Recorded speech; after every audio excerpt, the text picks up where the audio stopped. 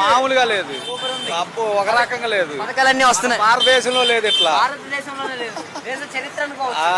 భారతదేశంలోనే లేదు ఇట్లా. సుభిక్షంగా చేస్తున్నారంటారా? అసలు ఇప్పుడు కనీసం ఒక 80 పథకాలు ఇచ్చుంటాడు. పేద 80 పైన ఇచ్చిండు. జగన్ ఏమి ఇచ్చిండు? 30 ఇచ్చింది. నేను సూపర్ 6 కదా చెప్పింది. 6 కాకుండా 80 చేసిండు. అంటే ఇంకా 74 పెంచాడు పథకాలు. ఆయన ఏమి ఇచ్చిండు? 30 పథకాలే జగన్మోహన్ రెడ్డి ఇచ్చింది. ఇతను 80 దాకా ఇచ్చాడు. అంటే ఫీజు రింబర్స్మెంట్ పడిపోతుంది, రేపు సాయంత్రానికి పడిపోతుంది. అమౌంట్ పిల్లలు తీసుకోవట్లే. మరి వైసీపీ వాళ్ళంతా కూడా ఏదో ర్యాలీలు ఏదో ఖాళీగా ఉండలేక ఊరక తిరగటం ఏమి లేదు. వాళ్ళు పరిపాలన నెంబర్ 1 మన భారతదేశంలో లేదు.